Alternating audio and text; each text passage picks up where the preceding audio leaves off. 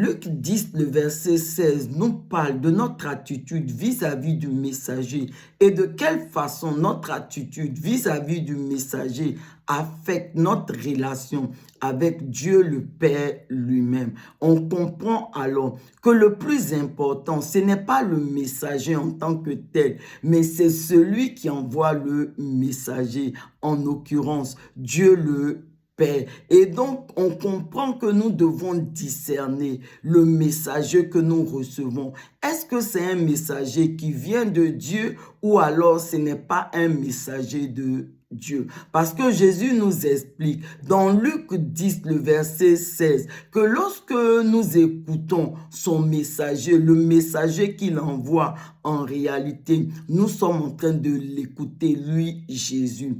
Par contre, lorsque nous rejetons son messager, c'est lui-même Jésus que nous rejetons. Et si nous rejetons Jésus, en réalité, c'est Dieu le Père lui-même que nous rejetons. Ce discernement-là, il est important. On doit pouvoir le faire, quelle attitude nous devons adopter vis-à-vis du messager. Et cela est encore plus difficile lorsqu'on sait que Dieu utilise qui il veut, quand il veut, comme il veut pour l'envoyer. Souvenez-vous de Moïse dans le désert avec le peuple d'Israël. La Bible nous raconte en Exode 18 que Moïse, il passait toutes ses journées à régler les problèmes du peuple d'Israël. Le peuple se tenait devant lui toute la journée et lui-même, il était assis